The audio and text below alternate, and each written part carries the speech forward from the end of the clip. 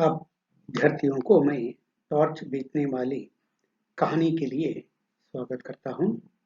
यह आपके सिलेबस में अंतिम कहानी है। श्री हरिशंकर प्रसाई के द्वारा लिखित यह कहानी है टॉर्च बेचने वाला। यही हरिशंकर प्रसाद जी इन लोगों के लिए व्यंग्य करते हैं कि धोखा कपट करने वाले लोगों के बारे में। धोखा कपट करके जीवन बिताने वाले लोग क्या करते हैं? दूसरों को धोखा देते हैं, धोखा देकर ये पैसे कमाते हैं। यह विषय को बताने के लिए यह कहानी लिखी गई है हरिशंकर प्रसाई जी के द्वारा।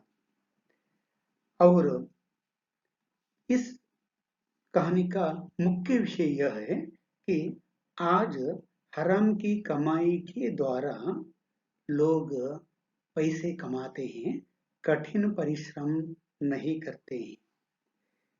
अतः यहाँ एक टॉर्च बेचने वाला एक व्यक्ति है, यही वक्ता के रूप में प्रस्तुत करता है। उनका नाम तो वह नहीं देता है, वक्ता के रूप में यही प्रस्तुत करता है। वह टॉर्च बेचने लगा है। अब उनका टॉर्च का नाम है सूरज छाप। उस टॉर्च का नाम है सूरज छाप। सूरज ये करता था सूर्य, अर्थात सूर्य के समान प्रकाश देने वाले, ये समझने के लिए वह विचार करता है। और अपने टॉर्च के नाम को वह क्या रखता है? सूरज छाप। और यही परंतु इस तरह कपट करने वाले भी लोग किस तरह धोखा करते हैं? वे एक सन्यासी के रूप में या एक अध्यात्म के साथ आत्म को जोड़ करते हैं। वे कहते हैं हम कभी धोखा करने वाले नहीं, किसी को अन्याय ना करने वाले, सच्ची बात है। इस तरह कहकर वे क्या करते हैं? लोगों को बहना बनाते हैं और कपट करते हैं और पैसे कमाते हैं। इस तरह के जो वे लोग हैं, उन लोगों के बारे में व्यंग्य करने का यह लेखन है। अतः ಇಲ್ಲಿ ಏನ್ ಮಾಡ್ತಾ ಇದ್ದಾರೆ ಅಂತ ಹೇಳಿದ್ರೆ, ಹರಿಶಂಕರ್ ಪರಸಾಯಿಯವರ ಇದು ಲೇಖನ. ಈ ಲೇಖನದಲ್ಲಿ ಪ್ರಸಾಯಿ ಅವರು ಏನ್ ಮಾಡ್ತಾ ಇದ್ದಾರೆ ಅಂತ ಹೇಳಿದ್ರೆ, ಈ ರಸ್ತೆ ಬದಿಯಲ್ಲಿ ವ್ಯಾಪಾರ ಮಾಡುವವರು ಜನರನ್ನು ಹೇಗೆ ಮರಳು ಮಾಡ್ತಾರೆ ಮತ್ತೆ ಅವರು ವ್ಯಾಪಾರ ಮಾಡ್ತಾರೆ. ಇಲ್ಲಿ ಒಬ್ಬ ಟಾರ್ಚ್ ಬೇಯುತ್ತೆ. ಟಾರ್ಚ್ ಅಂದ್ರೆ ನಿಮ್ಗೆ ಗೊತ್ತುಂಟು, ಬ್ಯಾಟ್ರಿ. ರಾತ್ರಿ ಹೊತ್ತಿನ ಕರೆಂಟ್ ಇದು ಬೆಳಕನ್ನು ಕೊಡ್ಲಿಕ್ಕೆ ಇರುವಂತದ್ದು ಟಾರ್ಚ್, ನಿಮ್ಗೆ ಗೊತ್ತಿದೆ. ಆ ಟಾರ್ಚ್ ಅನ್ನು ಮಾರಾಟ ಮಾಡುವ ಅವನು ಏನ್ ಮಾಡ್ತಾ ಇದ್ದಾನೆ? ನನ್ನ ಈ ಟಾರ್ಚ್ ಬಹಳ ಒಳ್ಳೆಯದು ಅಂತ ಹೇಳಲಿಕ್ಕೆ ಅವನೇ ಅಂತ ಹೇಳ್ತಾ ಇದ್ದಾನೆ ಸೂರಜ್ ಚಾಪ್ ಅಂತ ಟಾರ್ಚ್ ಹೆಸರನ್ನು ಇಟ್ಟಿದ್ದಾನೆ ಮತ್ತು ಅದನ್ನು ಮಾರಾಟಕ್ಕೆ ಕೂತ್ಕೊಂಡಿದ್ದಾನೆ.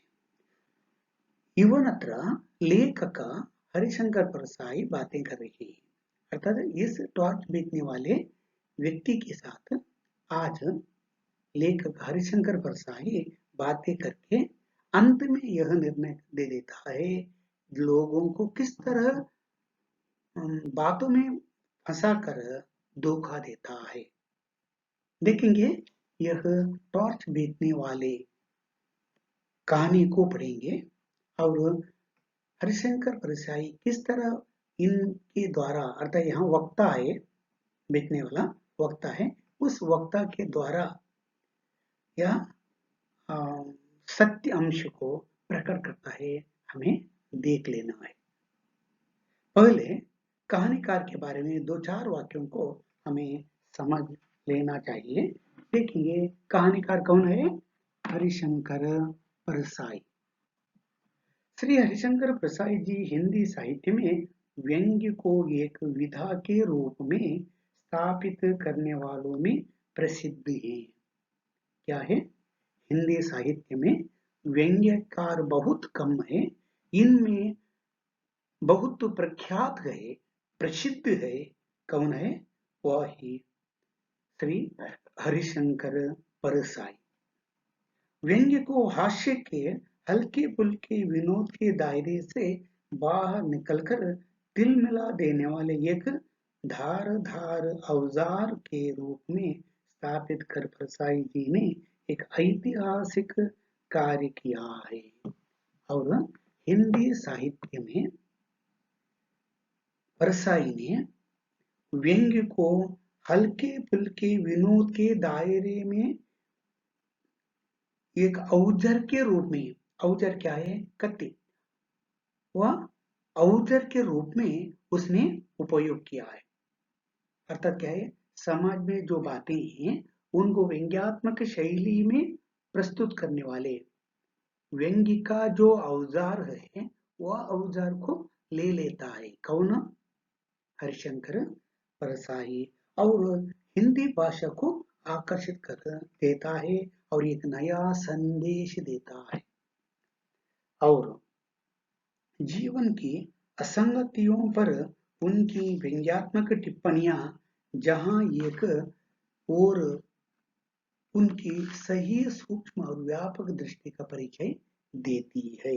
अर्थात समाज में जो अन्याय है, अपराध है, धोखा है, उन विषयों को या उस विषयों का सूक्ष्म और व्यापक दृष्टि का ಅಲ್ಲಿಂದ ಯಾವ ಮೂಲೆ ಇರುವಂತಹ सूक्ष्मते इनको उस सूक्ष्म विचारों को उसने व्यापक दृष्टि से परिचय देता है।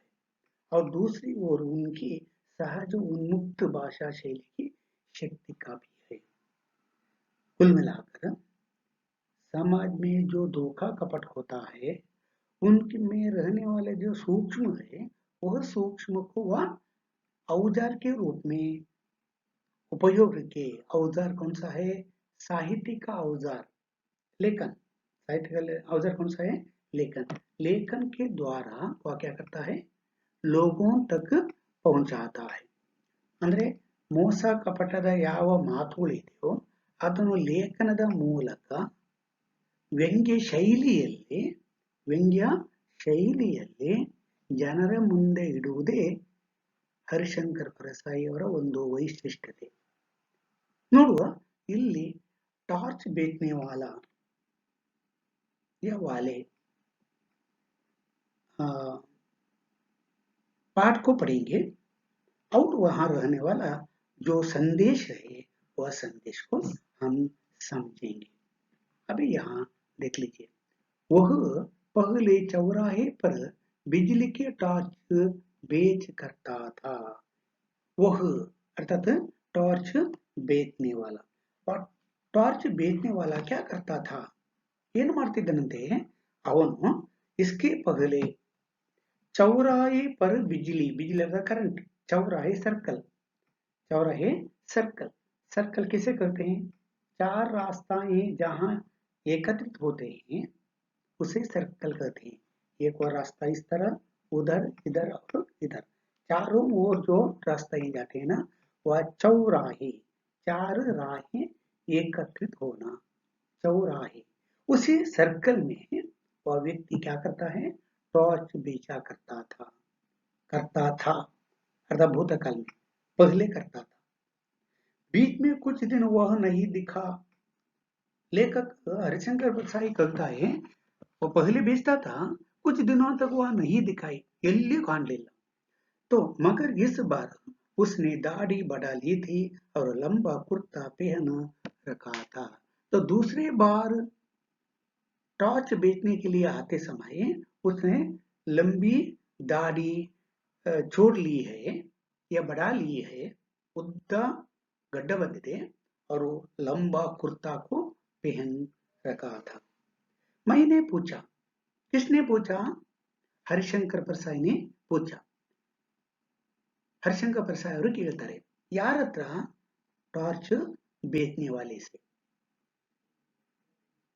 कहाँ रहे और वह दाढ़ी क्यों बढ़ा रखी है? क्या पूछा? कुछ दिनों में आप नहीं थे ना, तुम कहाँ रहे और आप इतनी लंबी दाढ़ी आई है ना, क्यों इतनी बड़ी दाढ़ी छोड़ दी है या रखी है। उसने जवाब दिया। उसने अर्थात वक्ता, कौन वक्ता? टॉर्च बेचने वाला। उसने उत्तर दिया, बाहर गया था, ಹೊರಗೆ ಹೋಗಿದ್ದೆ, अर्थात इस गांव में मैं नहीं था, बाहर गया था। दाढ़ी वाले सवाल का उसने जवाब नहीं दिया कि बाहर गया था। दाढ़ी वाले सवाल का उसने जवाब नहीं दिया कि दाढ़ी पर हाथ फेरने लगा। केवल बाहर गया बता दिया, परंतु कहाँ रहा कुछ तो बोला नहीं। वह अपने दाढ़ी पर हाथ फेरने लगा. ಗಡ್ಡವನ್ನು ಹೀಗೆ ಬಾಚಿಸು ಮಾಡಿದ. ಎಲ್ಲಿದ್ದೆ ಎಂತಾಯ್ತು ಏನು ಹೇಳುವುದಿಲ್ಲ. मैंने कहा आज तुम टॉर्च नहीं बेच रही हो. टॉर्च अभी नहीं बेचती क्या? ಈಗ टॉर्च व्यापार बिಟ್ಟಿದ್ದೀಯಾ? तो उसने कहा वह काम बंद कर दिया. आजकल मैं वह टॉर्च बेचता नहीं. अब तो आत्म के भीतर टॉर्च जल उठी है. देखो, अध्यात्म के बारे में बोलने लगा, ಸಂತವಾಣಿ बोलने लगा. ನನಗೀಗ ಮೋಸ ವಂಚನೆ ಅಂದ್ರೆ ಗೊತ್ತಾಯಿತು. ನಾನು ಈಗ ಆತ್ಮದ ಒಳಗೆ ಟಾರ್ಚ್ ಮಾರ್ತಾ ಇದ್ದೇನೆ. ಅಂದ್ರೇನು? ನನ್ನ ಸತ್ಯಾಂಶವನ್ನು ಅರ್ಥ ಮಾಡಿಕೊಂಡಿದ್ದೇನೆ. ಬಂದ್ ಕರ್ ದಿಯಾ. ಅಬ್ ತೋ ಆತ್ಮಕ್ಕೆ ಭೀತರ ಟಾರ್ಚ್ ಜಲ್ ಉಠಿ ಹೈ. ನನ್ನ ಆತ್ಮದಲ್ಲಿ ಟಾರ್ಚ್ ಉರಿಲಿಕ್ಕೆ ಶುರುವಾಗಿದೆ. ನನ್ನ ಜ್ಞಾನೋದಯ ಆಗಿದೆ. ಈ ಸೂರಜ್ ಚಾಪ್ ಟಾರ್ಚ್ ಅಬ್ ವ್ಯರ್ಥ ಮಾಲೂಮ್ ಹೋತಿ. ಈಗ ನನ್ಗೆ ಗೊತ್ತಾಯ್ತು, ಈ ಸೂರಜ ಛಾಪು ಏನು ಟಾರ್ಚ್ ಇದೆಯಾ, ಇದು ವ್ಯರ್ಥ, ಇದರಲ್ಲಿ ಅನ್ಯಾಯ ಆಗ್ತದೆ ಎಂಬುದು ನನಗೆ ಗೊತ್ತಾಯಿತು. मैंने कहा तुम शायद संन्यास ले रहे हो. ನನ್ನ ನೋಡಿದಾಗ ಗೊತ್ತಾಗ್ತಾ ಉಂಟು, लंबा कुर्ता है, दाढ़ी छोड़ती है. इसका मतलब क्या है? तो अभी सन्यासी हो, जिसकी आत्मा में प्रकाश फैल जाता है. तो जिसकी आत्मा में प्रकाश फैल जाता है वह इसी तरह हरामखोरी पर उतर आता है. किससे दीक्षा ले आए? तो उसने हरिशंकर प्रसाई ने टॉर्च बेचने वाले से प्रश्न किया.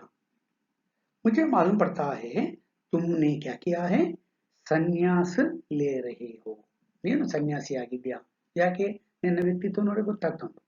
और जिसकी आत्मा में प्रकाश फैल जाता है वह इसी तरह हरामखोरी पर उतर आता है. ಅಂದ್ರೆ ಯಾರ ಒಳಗೆ ಬೆಳಕು ಬಿಂಬಿಸ್ಲಿಕ್ಕೆ ಶುರುವಾಗ್ತದೆ ಅವರು ಈ ರೀತಿ ಸನ್ಯಾಸಿಯ ಮಾತನ್ನು ಮಾತಾಡ್ತಾರೆ. ಕಿಸ್ಸೆ ದೀಕ್ಷಾದಲ್ಲಿ ಆಯೆ दीक्षा ಯಾವುದು? सन्यासत्व. सन्यासत्व की दीक्षा किसने दी? किसने किससे पूछा? लेखक ने. लेखक कौन? हरिशंकर प्रसाई. हरिशंकर प्रसाई टॉर्च बेचने वाले से वो कहता है आपने किससे दीक्षा ली? मेरी बात से उसे पीड़ा हुई. उसने कहा पीड़ा होना क्या है? कुछ दर्द होना. पीड़ा आಗುವುದು, ಅಯ್ಯೋ ಇವನು ಯಾಕೆ ಸಿಕ್ಕಿ ಬಿತ್ತಪ್ಪ, ನಾನು ತಲೆ ತಿಂತಾ ಇದ್ದಾನೆ, कहता है ना. उसी तरह लेखक की बात सुनकर उनको कुछ पीड़ा होने लगी. उसने कहा ऐसे कठोर वचन मत बोलिए. ಇನ್ನಂದ್ರೆ ದೊಡ್ಡಗೆ ಈ ಕಠೋರ ಮಾತನ್ನೆಲ್ಲ ಮಾತಾಡಬೇಡ. मत बोलिए. आत्मा सबकी एक है. सबकी आत्मा एक है. मेरी आत्मा को चोट पहुंचाकर आप अपनी ही आत्मा को घायल कर रहे हैं. मेरी आत्मा, इनकी आत्मा? टॉर्च बेचने वाले की. वो कहता है मेरी आत्मा को घायल करके तुम्हें क्या होता है, सॉरी, चोट पहुंचाकर तुम्हें ही दुख होगा, तेरी आत्मा को घाय होगा. तो घायल स्पेलिंग मिस्टेक है, घायल होना है. यही यह स्पेलिंग मिस्टेक है. घायल हुआ है वह घायल. तो घायल हो रहा है. मैंने कहा ಅಂದ್ರೆ ನನ್ನ ಹಿಂಸೆ ಮಾಡಿದರೆ ನಿನಗೆ ತೊಂದರೆ ಆಗುವುದು, ನಿನಗೆ ಹಿಂಸೆ ಆಗುವುದು, ನನಗೆ ಯಾಕೆ ಹಾಗೆ ಪೀಡಿಸ್ತೀಯಾ? टॉर्च बेचने वाला लेखक से कहता है. तो मैंने कहा यह सब तो ठीक है, मगर यह बताओ कि तुम एकाएक ऐसे कैसे हो गई? तो ठीक है, मुझे भी दुख होगा, परंतु मुझे इतना तो बता दो, ನನಗೆ ಇಷ್ಟಾದ್ರೂ ಹೇಳು ಏನು, ಏಕಾಏಕ್ तुम ऐसे कैसे हो गई, ಈ ರೀತಿ ಹೇಗೆ ಆಗಿದೆ? ಅಂದ್ರೆ ಆ ಟೈಮ್ನಲ್ಲಿ ಟಾರ್ಚ್ ಮಾಡ್ತಿದ್ದೆ, ಈಗ ಬರ್ತಾ ಇದ್ದೆ, ಸಂತಾನ ಆಗಿದ್ಯಾ, ಗಡ್ಡ ಬಿಟ್ಟಿದೆಯಾ, ಈ ರೀತಿ ಆಗಲಿ ಕಾರಣ ಏನು? क्या बीवी तुम्हें त्याग दिया? बीवी अर्थात पत्नी, पत्नी ने छोड़ दिया है, त्याग कर दिया, संन्यास हुआ है। क्या उधार मिलना बंद हो गया? उधार साला, ऋण, तो ऋण मिलना बंद हो गया क्या? या पत्नी ने छोड़ दिया है क्या? और साहूकारों ने ज्यादा तंग करना शुरू कर दिया? क्या चोरी के मामले में फंस गए हो? ಅಂದ್ರೆ ಈ ರೀತಿ ಸನ್ಯಾಸ ಆಗಬೇಕಾದ್ರೆ ಬೇರೆ ಬೇರೆ ಕಾರಣಗಳು, ಒಂದು ಸಾಲ ಸಿಗುವುದಿಲ್ಲ, ಒಂದು ಹೆಂಡತಿ ಬಿಡ್ತಾರೆ, ಇಲ್ಲದಿದ್ರೆ ಕಳ್ಳತನದ ಅಪರಾಧ ಮೇಲೆ ಜೈಲು ಶಿಕ್ಷೆ ಆಗುವಂಥದ್ದು, ಪನಿಷ್ಮೆಂಟ್ ಆಗುವಂಥದ್ದು। ಅವರು आखिर बाहर टॉर्च भीतर आंख में कैसे घुस गया? ಕೊನೆಯ ಪಕ್ಷ ನಿಮಗೆ ಜ್ಞಾನೋದಯ ಹೇಗೆ ಆಯಿತು? ಹೇಗೆ? टॉर्च बाहर और अंदर आत्मा, आत्मा में प्रकाश कैसे हुआ, अर्थात ज्ञानोदय कैसे हुआ? ಪರಿವರ್ತನೆ ಆಗಬೇಕಾದ್ರೆ ಏನು ಕಾರಣ ಬೇಕಲ್ಲ, ನಿನಗೆ ಕಾರಣ ಹೇಗೆ, ಏನು ಕಾರಣ? तो बता दो। कुल मिलाकर क्या है? टोटल क्या है? टोटल लेख हरिशंकर परसाई टॉर्च बेचने वाले से प्रश्न करता है, आपको ज्ञानोदय कैसे हुआ है? क्या चोरी करके पकड़ा गया है एक, या पत्नी ने त्याग कर दिया है, या किसी ने ऋण नहीं दिया है? कोई तो कारण होना है ना, तो कारण क्या है ये मुझे बताओ। तब उसने कहा, उसने कहा, आपके सब अंदाज गलत हैं, ನಿಮ್ಮ ಎಲ್ಲ ಮಾತುಗಳು ಸುಳ್ಳು। जो मैंने, तूने जो मुझे प्रश्न किया है ना, ये सभी प्रश्न गलत है, ऐसे कुछ नहीं हुआ, ये एक घटना हो गई है, ಅದು ಬಿಟ್ಟು ಬೇರೆ ಒಂದು घटना आಗಿದೆ कि जिसने जीवन बदल दिया। ये घटना हुई है और घटना के कारण मेरा जीवन बदल गया। उसे मैं तुम सॉरी उसे मैं तृप्त रखना चाहता हूँ, अर्थात उस घटना से मैं तृप्त अर्थात तृप्ति प्राप्त करता रहा हूँ, पर क्योंकि मैं आज ही यहाँ से दूर जा रहा हूँ, ಮತ್ತು ಇಲ್ಲಿಂದ ಇವತ್ತೇ ನಾನು इस गांव से बहुत दूर जा रहा हूँ, इसलिए आपको सारा किस्सा सुना देता हूँ। ये गांव छोड़कर जाने वाला, इसलिए मेरे जीवन में परिवर्तन का जो किस्सा है, किस्सा अर्थात कहानी, परिवर्तन का जो किस्सा अर्थात कहानी है, मैं तुझे बता दूंगा। उसने बयान शुरू किया, उसने बयान शुरू किया, बयान वर्णन, अपने जीवन की कहानी वह कहने लगा। तो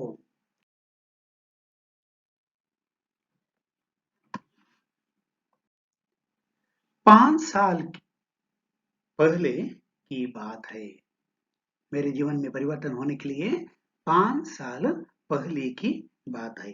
मैं अपने एक दोस्त के साथ हताश एक जगह बैठा था। 5 साल के पहले मेरे एक दोस्त है, फ्रेंड, उनके साथ हताश होकर, बहुत हताश होकर बैठा था। ಅಂದ್ರೆ 5 ವರ್ಷಗಳ ಹಿಂದೆ ನನ್ನ ಒಬ್ಬ ಫ್ರೆಂಡನೊಟ್ಟಿಗೆ ನಾನು ಹತಾಶನಾಗಿ ಕೂತ್ಕೊಂಡಿದ್ದೆ। ಅವರು हमारे सामने आसमान को छूता हुआ एक सवाल खड़ा था। वह सवाल था, पैसे कैसे पैदा करें?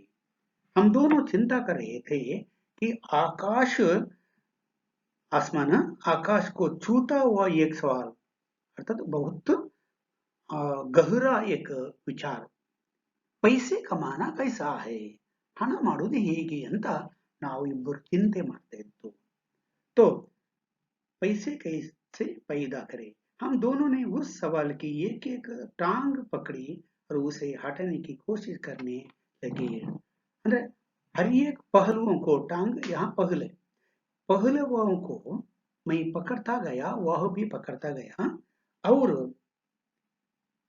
पैसे करने का कोशिश करने लगे। हमें पसीना आ गया। इस तरह चिंता करते करते हमें पसीना पसीना बेवर ಇರಲಿಕ್ಕೆ ಶುರುವಾಯಿತು। पर सवाल हिला भी नहीं। इतना कठोर चिंतन करने पर भी हम हार नहीं बैठे। बाद भी हम चिंतन करने लगे। तो यार, इस सवाल के पांव जमीन में गहरे गड़े हैं। यह उखड़ेगा नहीं, इसे टाल जाएं। उस संदर्भ में हम लोगों को विचार हुआ, यार अर्थात फ्रेंड, इस सवाल के पांव जमीन में गहरे गड़े हैं। किस सवाल है? पैसे कैसे कमाना है। तो इस धरती में अपने पैरों को गाड़ कर पैसे करना ही दृढ़ निर्धार हमारे देव। यह उकड़ेगा नहीं, इसे टाल जाए। हमने दूसरी तरफ मुंह कर लिया। वह भी स्पेलिंग गलत हुआ है, लिया हुआ है, लिया। पर वह सवाल फिर हमारे सामने अकड़ खड़ा हो गया।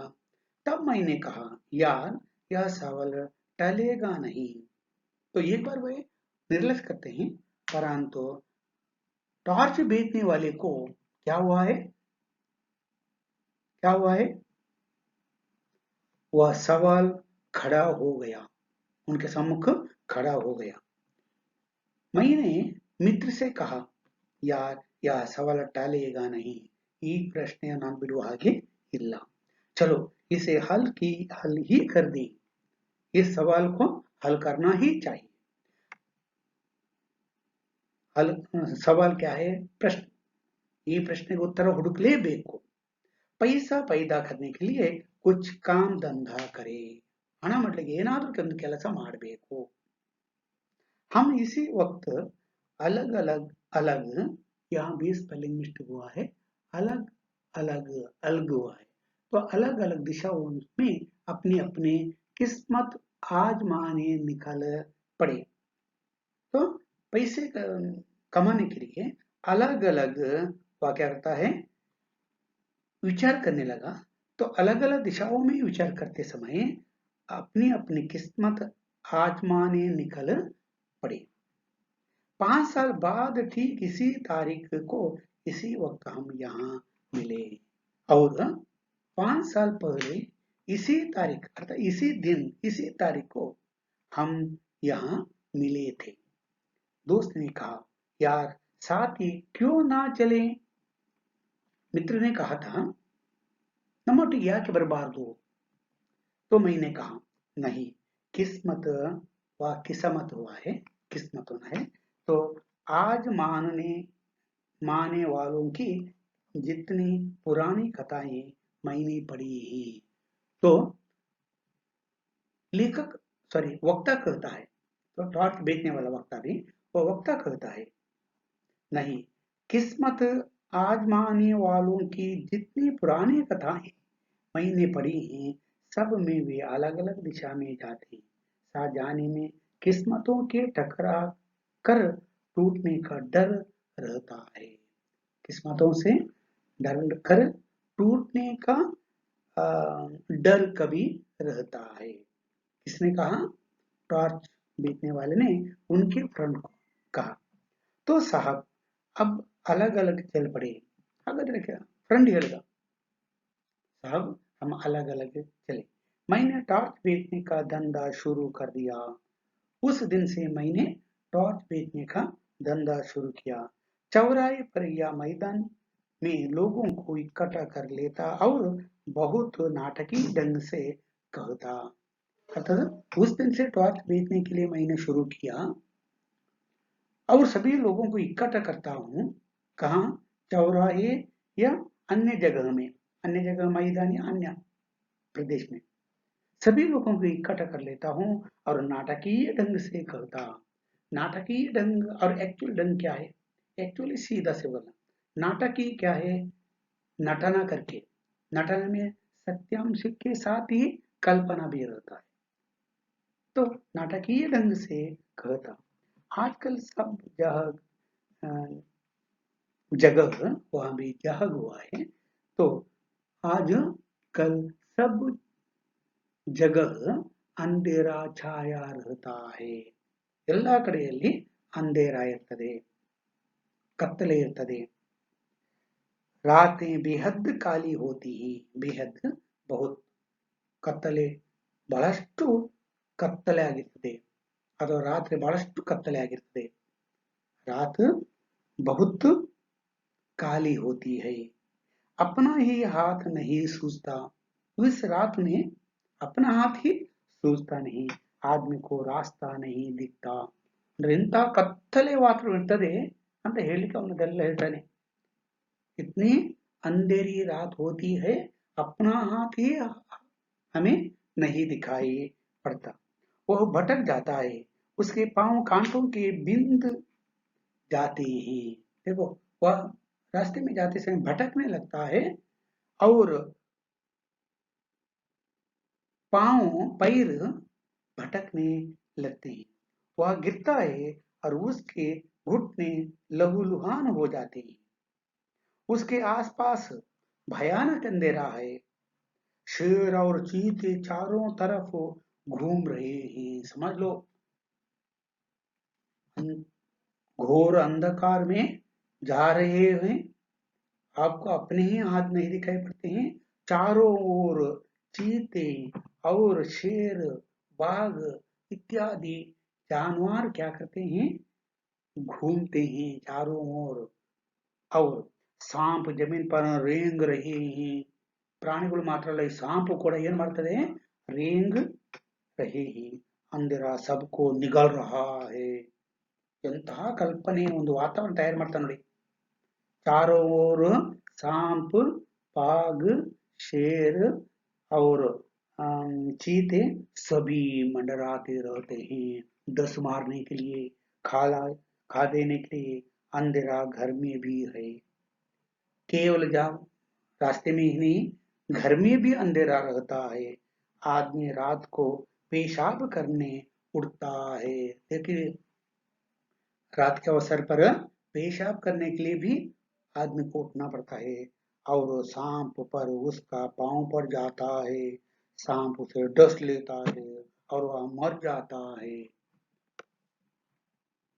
किस तरह का ये एक वातावरण वह तैयार कर लेता। देखो, रात बढ़ जाती है, घोर अंधकार है, एक दूसरे के सम्मुख रात भी नहीं दिखाई पड़ता है, अपनी उंगली भी हम नहीं देख सकते हैं। और इस अवसर पर यदि राह में जाते समय क्या होता है, उस अंधेरी रात में शेर, चीता या सांप आपके चारों ओर हो सकते हैं। या अपने घर में ही रहा है तो आपको रात के अवसर पर पेशाब करने अनिवार्य होता है, आप बाहर जाते हैं, उस अवसर पर भी आपको रोशनी चाहिए, और सांप उसे डस लेता है। देख लिए, ಅವನು ಹೊರಗೆ ಬಂದ ಕೂಡಲೇ ಹಾವು ಕಡಿದು ಬಿಡ್ತದೆ, और वह मर जाता है। तो अपने तो देखा ही है साहब कि लोग मेरी बातें सुनकर कैसे डर जाते थे। देखो, आपको मालूम है क्या, लेखक से कहता है, मेरी बात सुनकर वे लोग सभी डरने लगे थे, ಹೆದರ್ಕೊಳ್ತಾ ಇದ್ರು, ಯಾಕೆ ಸಾಯ್ತಾರಲ್ಲ। और भरी दोपहरी में वे अंधेरे के डर से कांपने लगते थे। आदमी को डराना कितना आसान है। तो वह टॉर्च बेचने वाला हरिशंकर प्रसाई से कहता है, लेखक से कहता है, आदमी को डराना कितना आसान। देख लीजिए, मैं इस तरह डराने जा रहा था, लोग डरते थे, और वे क्या करते ही, टॉर्च बेचने वाले की बात सुनकर वे क्या करते थे, ये जानकारी प्राप्त करने के लिए। अतः टॉर्च बेचने के लिए अन्य कौन कौन सा मार्ग अपनाता था वह टॉर्च बेचने वाला, ये सभी जानकारी हमें अगले पेज से मिलेगी। ಅಂದ್ರೆ ಇವನು ಈ ರೀತಿ ಅವರನ್ನು ಹೆದರ್ತಾ ಇದ್ದ, ಹೆದರ್ಸಿ ಆ ತನ್ನ ಟಾರ್ಚಿನ ಮಹತ್ವತೆಯನ್ನು ಹೇಳ್ತಾ ಇದ್ದ, ತೆಗೆದುಕೊಳ್ಳಿಕ್ಕೆ ಅನಿವಾರ್ಯತೆ ಪ್ರಸಂಗವನ್ನು ತರಿಸಿಕೊಡ್ತಿದ್ದ, ಮತ್ತು ಅವನು ಏನು ಹೇಳ್ತಿದ್ದ, ಹೇಗೆ ಅವನು ತನ್ನ ಟಾರ್ಚ್ಗಳನ್ನು ಮಾರಾಟ ಮಾಡ್ತಿದ್ದ, ये सभी जानकारी हम अगले पीरियड में ले लेंगे। आज यह पाठ मैं समाप्त कर लेता। धन्यवाद।